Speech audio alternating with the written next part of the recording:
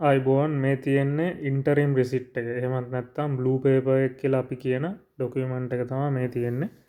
මම දැන් ඕගොල්ලන්ට පෙන්නන්නම් මේකේ මොනවද තියෙන වැදගත්කම සහ මොනවද තියෙන කරුණු අපි මොනවද කතා කරන්න පුළුවන් මේක කියලා. දැන් මේ ඩොකියුමන්ට් එක තමයි most important ඩොකියුමන්ට් එක. ඒ කියන්නේ මෙතෙන්ට වෙනකන් ගියා කියන්නේ process එකේ මේ රටට ඇවිල්ලා ස්කිල් කැටගරි එකේ ජොබ් එකක් හොයාගෙන කියන්නේ මේ මෙතෙන්ට යනකම් ගියා කියන්නේ ඔයාගේ ඊට පස්සේ තියෙන අයිඩියා එක එන්න විතරයි. එතකොට දැන් බ්ලූ පේපර් එක කියලා කියනවා. එහෙමත් නැත්නම් ඉන්ටරිම් රිසිට් එක කියලා කියනවා. මේකේ තියෙන වටිනාකම තමයි මේකෙන් ඔයාට වැඩ කරන්න පුළුවන්. මේ කොලේ හම්බුනාට පස්සේ මම දන්නේ ඔය අනිත් රටවල් වල ඔය කියනවනේ ඉතාලියේත් එක එක කොට කොලේ කහ කොලේ එහෙම කියලා කියනවා. නමුත් දැන් මෙහි තියෙන කොලේ තමයි මේක තමයි කොලේ. මේක හම්බුණා කියන්නේ ඔයාට වැඩ කරන්න පුළුවන්. මේක අපි නිල් කොලේ කියලා කියමු ඕනනම් කැමති නම් මේ එතකොට සාමාන්‍ය මේ බ්ලූ පේපර් කියලා කියනවා. නැත්නම් මෙහි ඉන්ටරිම් රිසිට් එක කියලාත් කියනවා. දැන් මේකේ තියෙන විදිහට application for residence in Malta interim receipt under the expatriates units. එතකොට මේකේ පැහැදිලිව මේකේදී මේ ෆොටෝ එක ගන්න ඒ වෙලාවේ ඔයා බයෝමෙට්‍රික්ස් දෙන්න ගියාට පස්සේ ඇඟිලි සලකුණු දෙන්න ගියාම ඔයාට මේ අවසානට ඇඟිලි සලකුණු දීලා ඔයාගේ පරණ ID ජොබ් එක මාරු කරනවා නම් ඔයාගේ පරණ ID එක දීලා අනිත් ඩොකියුමන්ට්ස් ඔයාගේ ජොබ් එක මාරු මේ පරණ කම්පැනියෙන් ඔයා මේ අයින් වුණා කියලා ඒකේ ජොබ් ඒගොල්ලන්ගේ මෙහෙ තියෙන ජොබ් ප්ලස් කියලා ආයතනයක්. ඒ ජොබ් ප්ලස් කියන ආයතනයෙන් තමයි අපි රෙජිස්ටර් වෙලා අපේ හැම කම්පැනියක්ම රෙජිස්ටර් වෙලා ඉන්නේ ජොබ් ප්ලස් එකත් එක්ක. ජොබ් ප්ලස් එක තමයි මීඩියේට් කරන්නේ මේ ඒ කියන්නේ ආයතන සහ ඒ කියන්නේ එම්ප්ලොයි සහ එම්ප්ලොයි අතර සම්බන්ධතාවය තියාගන්නේ ජොබ් ප්ලස් කියන ආයතනය විසින්. එතකොට ඒගොල්ලන්ට යම් කිසි කෙනෙක් ජොබ් එක අපි අයින් වෙනවා නම් අපි කම්පැනිට රෙසිග්නේෂන් එක දුන්නට පස්සේ කම්පැනිය විසින් අදාළ ජොබ් ප්ලස් ආයතනය දැනුවත් කරන්න ඕනේ දවස් 4ක් ඇතුළත. ඒ කියන්නේ රිසයින් වෙච්ච ඩේට් එක නෙමෙයි. රෙසිග්නේෂන් එක අපි නෝමලි මෙහෙ යන්නේ 1 week තමයි ගොඩක් වෙලාවට අපි රෙසිග්නේෂන් එකක් දෙන්නේ 1 week notice. නැත්තම් බොහෝ දුරට 2 weeks notice. 2 year contract නම් 2 weeks notice වගේ. එතකොට දීලා අපේ දැන් ලාස්ට් ඩේ එක තියෙනවනේ. එතකොට ලාස්ට් ඩේ එකේ ඉඳලා දවස් 4ක් ඇතුළත ජොබ් ප්ලස් එකට ඉන්ෆෝම් කරන්න ඕනේ මෙයා ජොබ් එක අපි මෙයා අයින් වුණා හෝ අපි මෙයාව අයින් කරා හෝ මොනවාම හේතුවක් මත.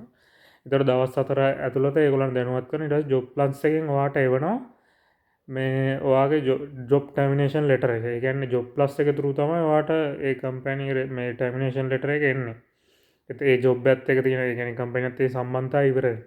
ඊට පස්සේ ඒ ඩොකියුමන්ට් එකයි ඒකට කියනවා අපි ජොබ් ප්ලස් ටර්මිනේෂන් ලෙටර් කියලා. ඒ ඩොකියුමන්ට් එකයි පරණ ID එකයි ඒ ටික අරන් ගිහිල්ලා අපි මේ ඇඟිලි සලකුණු දෙන දවසට ගියාට පස්සේ මේ ඒගොල්ලන් අපිට මේ කියන බ්ලූ පර්මිට් එක ඉෂුව කරනවා අලුත් කම්පැනියත් එක්ක. ඒකට එන ප්‍රොසෙස් එක ගොඩක් දිගයි. නමුත් මම මෙතන දැන් පැහැදිලි කරන්න මේ කොලේට අදාළ කරුණු ටික මම පැහැදිලි කරන්නම්. මේ මොකද ඔයගොල්ලෝ කවදා හරි මෙහෙට ආවොත් මෙතෙන් මේ කොලේ ඕගොල්ලන්ටත් ගන්න වෙනවා. ඊට පස්සේ මේ කොලේ ඉඳන් ID එක එනකම් මොනවද කරන්න ඕනේ ඒ සම්බන්ධව තමයි මම මේ කියන්නේ. එතකොට දැන් මේකේ පැහැදිලිව කියලා දෙනවා your application submitted in connection with your residence in Malta hereby acknowledge your application will be progressed. Note that the receipt is been issued without prejudice to the ongoing due diligence process. You will be informed the final decision in due course. You are authorized to reside in Malta until a decision is taken on your application. This interim authorization shall lapse on January 16th. Regards to change of employer. එතකොට දැන් මෙතනදී පැහැදිලිව කියලා තියෙන දෙයක් තමයි මේක නෙමෙයි ඔයාගේ ෆයිනල් ඩොකියුමන්ට් එක. මේ ඩියු ඩිලිජන්ස් එක ඒ කියන්නේ දැන් උදාහරණයක් විදිහට අපි මේක අපි සබ්මිට් කරා මේගොල්ලෝ අපිට මේ කොලේ දීලා අපිට తాවකාලික පදනම යටතේ මේ කොලේ පෙන්නලා අපිට මේ කොලේ සබ්මිට් කරන ඊට ජොබ් ප්ලස් එකට අපේ අලුත් ආයතනය විසින් ඊට පස්සේ අපිට පුළුවන් වැඩ කරගෙන යන්න.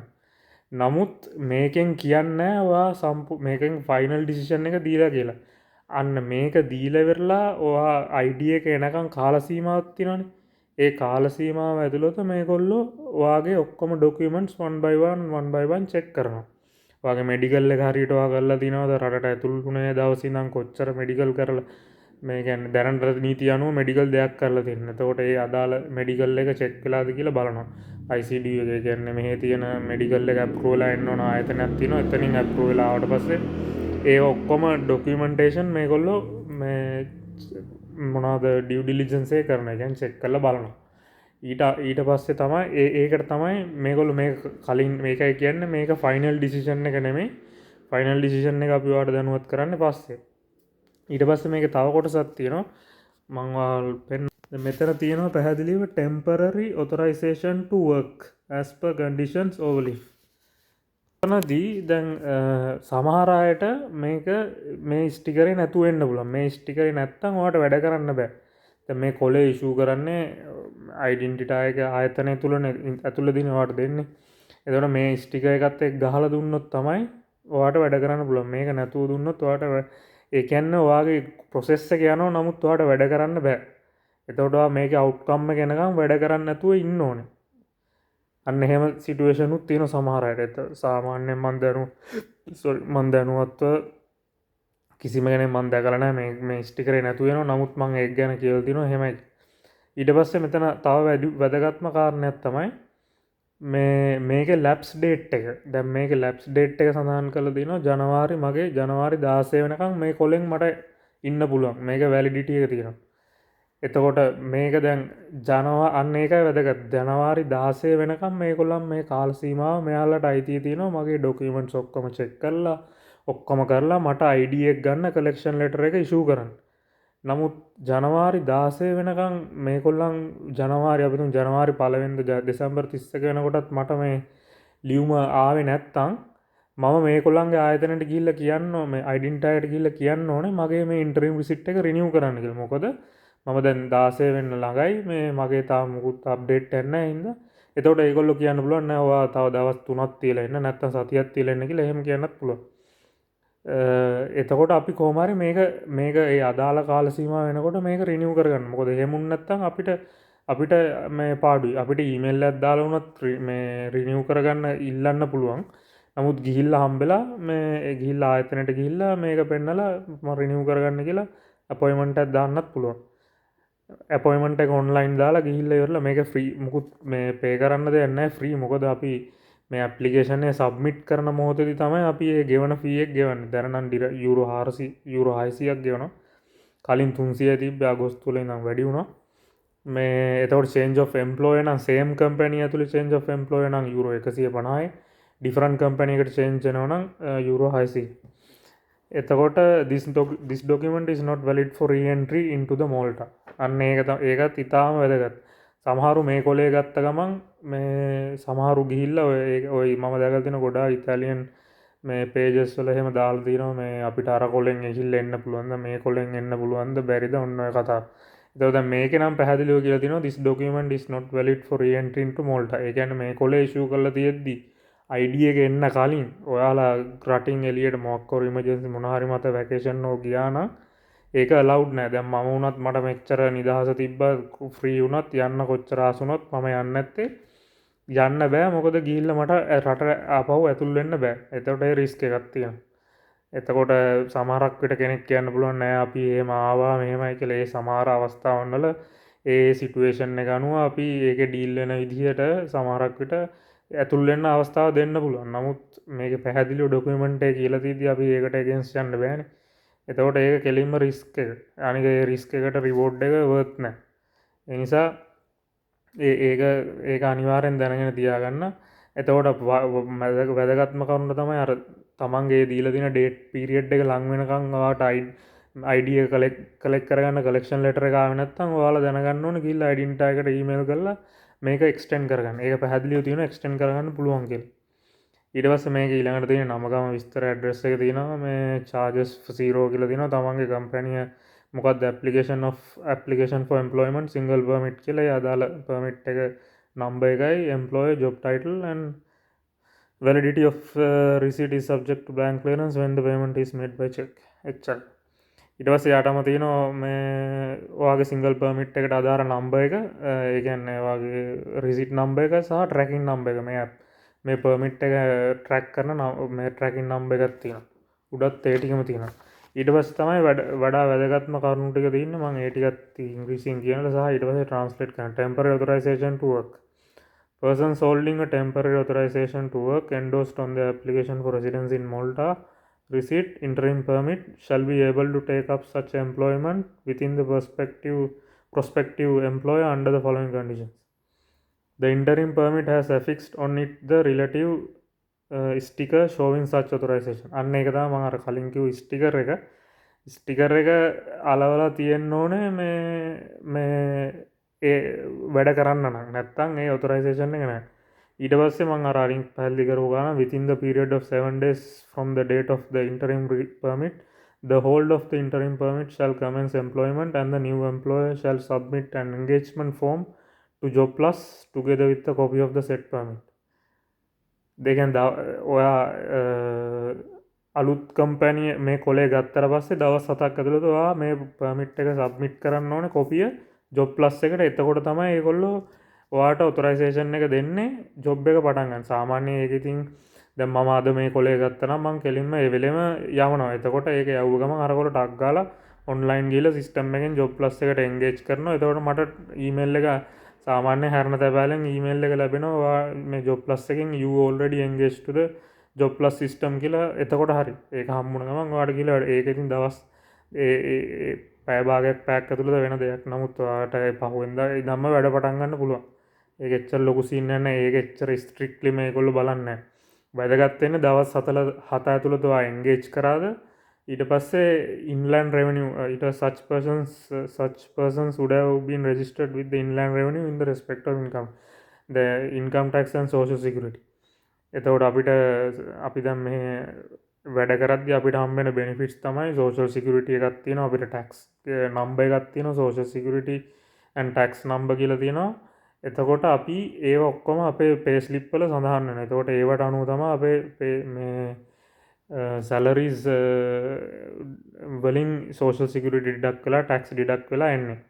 එතකොට ඒක ගැන වෙනම එකක් කරන්න ඕනේ. social security වලට කොහොමද engage වෙන්නේ, employee change කරනකොට කොහොමද social security අපි බලන්න ඕනේ, මොනවද කරන්න ඕනේ, forms FS3 FS4 කියලා forms තියෙනවා.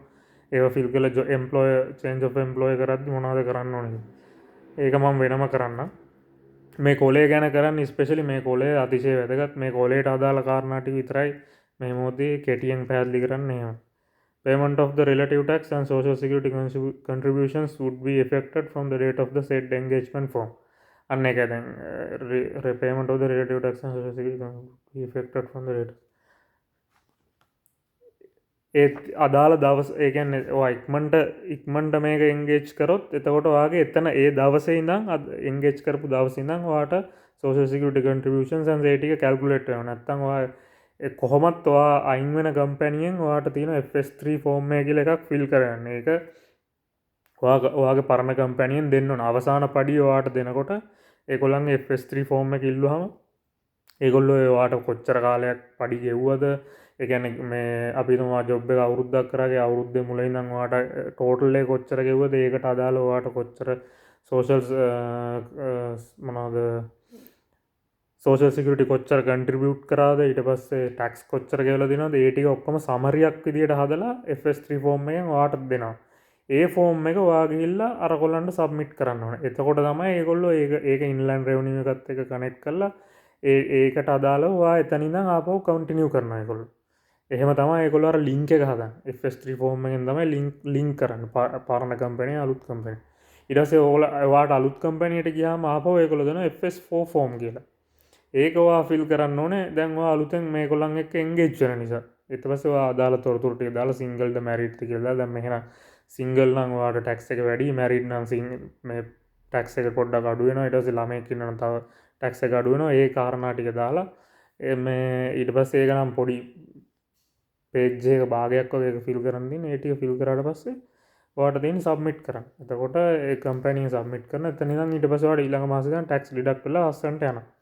ඒක අතිශය වැදගත්. FS3 form and FS4 form. FS3 එක හම්බුනමත් ඔයාගේ pay slips එක ටැලි කරලා බලන්න ඕනේ. මුන් හරියට දාලාද මොකද්ද සීන් එක කින්දමන්ද කියලා. ඒ ටිකත් හරියට බලන්න ඕනේ. මොකද tax සමහර අයගේ tax වැරදියට දාලා ඒතකොට tax ගෙවලා ඒතකොට tax refund එක ගන්න මේ කියන්නේ සාමාන්‍ය මෙහි තියෙනවා කාර්තුවෙන් කාර්තුවට ඔයාලට tax refund කරනවා government එක. ඒතකොට හරියට tax file කරේ නැත්නම් ඔයාලට මේ ටැක්ස් හරියට රිෆන්ඩ් වෙන්නේ නැහැ. ඒතකොට වැඩිපුර ටැක්ස් ඔයාගෙන් අරගෙන පස්සේ අවුරුද්දේ ටැක්ස් එක ඔයාට කැල්කියුලේට් කරලා පස්සේ ඉන්ලෑන්ඩ් රෙවෙනියු එකෙන් ඔයාට වැඩිපුර සල්ලි අරන් තිබ්බොත් ඔයාට දෙනවා. නමුත් ඉතින් එහෙම දීලා ගන්න එහෙම අවශ්‍යතාවයක් නැහැ නේ. අපි දැනගන්න ඕනේ අපේ ටැක්ස් එක හරියට මේ ගෙවාගෙන යන්න සහ පේස්ලිප් හරියට බලන්න අපි ගන්න විදියට සැලරිය ගන්න. ඒව අතිශය වැදගත් කරුණු. එතකොට ওই ටික තමයි කියන්න තියෙන්නේ මේ කොලේට අදාළව මේකට කියන්නේ බ්ලූ පර්මිට් එක. මම හිතනවා මේක ඕගොල්ලන්ට උදව්වක් වෙයි කියලා. මේ ඇවිල්ලා මෝල්ටා වල බ්ලූ පර්මිට් එක ඉන්ටරිම් රිසිට් එක. මේක ගත්තට පස්සේ තව පොඩ්ඩක් මේකට ඇඩ් කරන්න. දැන් මේක ආවට පස්සේ ඔයගොල්ලන්ට කරන්න තියෙන දේ තමයි ඔයාලා ඉන්න ඕනේ කලෙක්ෂන් ලෙටර් එකක් එනකන්. දැන් අර මං කියවන ඩියු ඩිලිජන්ස් එක ඒගොල්ලෝ ඒ ටික කරනවා කියලා. ඒ කියන්නේ ඔයාගේ සම්බන්ධව බෑග්ග්‍රවුන්ඩ් එකේ මෙයා ඔක්කොම ඩොකියුමන්ට්ස් ටික රන් කරලා බලනවා. මේ ඩොකියුමන්ට්ස් ඔක්කොම හරිද? මෙයාගේ කින්ද මන්ද මෙඩිකල් එක හරියට කරලා තියනවද? ඩොකියුමන්ට්ස් ටික හරියට සබ්මිට් කරලා තියෙන හවුසින් ඔතොරිටි හරිද? එතකොට ලීස් ඇග්‍රීමන්ට් ඇටෙස්ටේෂන් ෆෝම් එක හරියට දාලා තියනවද? ඒක නොටරයිස් කරලා තියනවද?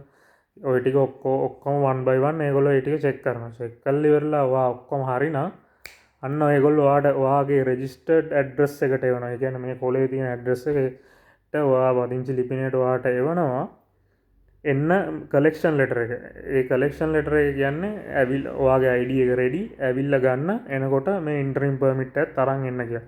එතකොට ඔයාට තියෙන ආපහු ඩෙන්ටිටි එකට ගියා කලෙක්ෂන් ලෙටර් එක මේ ඉන්ටරිම් රිසිට් එක අරන් ගියා දුන්නා. මේ ඊට පස්සේ ඒගොල්ලෝ කෙලින්ම ඔයාට ID එක දෙනවා. ඒකෙත් අර කලෙක්ෂන් ලෙටර් එකේ ඔයාට තියෙන එක කොටසක් මේ ඒක ඔයා තියාගන්න ඕනේ. මොකද ඒක ඔයාට ඉලෙක්ට්‍රොනික ID කියන මේ අපි ඉලෙක්ට්‍රොනික ID එක කියලා EID එක කියලා කියනවා. ඒකට පාවිච්චි කරන්න මේ ඒ කොටසක් තියාගන්න ඕනේ. ඒක ඉතින් ඒක කොහොමත් ඒගොල්ලෝ ඔයාට දෙනවා ඉරලා. ඒක අවුලක් නෑ, ලොකු දෙයක් නෙමෙයි. මේ එච්චර ඔය ටික තමයි related to application for interim receipt. එහෙනම් ජය වේවා. තව මං ඊළඟ වීඩියෝ එකෙන් මං කරන්න ඉන්නවා ඔයගලන්ට තව වැදගත් වෙන කොටසක් මෙහි කොහොමද ඇපීල් එකක් දාන්න කියලා. ඇපීල් එකක් දැම්මම ඔයාට තියෙන බෙනිෆිට්ස් මොනවද? ඊට අමතරව ටැක්ස් කොහොමද? ටැක්ස් බෙනිෆිට්ස් මොනවද? මේ ටැක්ස් ගෙවුවම අපිට හම්බෙන බෙනිෆිට්ස් මොනවද? ඉමිග්‍රේෂන් ඇපිල්ස් බෝඩ් එකේ ඇපීල් එක ෆයිල් කරන්නේ කොහොමද? මොන වගේ අවස්ථාවකදී වීසා ඇපීල් එකක් සහ නෝමල් වීසා ඇපීල් එකක් සහ නෝමල් ඇපීල් එකක් අතර වෙනස මොකද්ද? අන්න ඒ සම්බන්ධව මං ඉස්සරහට කරන්න ඉන්නවා. මං හිතනවා මේක මං කියන්න පුළුවන් සරලම විදිහට එක්ස්ප්ලේන් කරා කියලා. නමුත් මේක මේ මොකක්ද ඒකට කියන්නේ කිසිම අයිඩියා එකක් නැති මෝල්ටා ගැන කිසිම අයිඩියා එකක් නැති ඒ කියන්නේ යුරෝප් try කරන කිසිම අයිඩියා එකක් නැති කෙනෙක්ට මේක නිකන් එන අපබ්‍රංශයක් වෙන්න පුළුවන්. නමුත් යම් තාක් දුරට මෝල්ටා වලට try කරන කෙනෙක් නම් මේ ඩොකියුමන්ටේෂන් ගැන දැනගෙන ඉන්න ඕනේ. එතකොට මම මේ කොලේ ගැන කරන්නේ මේක ආපහු මට දෙන්න වෙන නිසා මේක පෙන්වන්න බැරි වෙන නිසා අනිත් ඊට අමත මේ ඇපිල් එක නම් මම ඔයගලන්ට ලස්සනට වෙලාව අරන් හොඳට පැහැදිලි කරලා දෙන්න.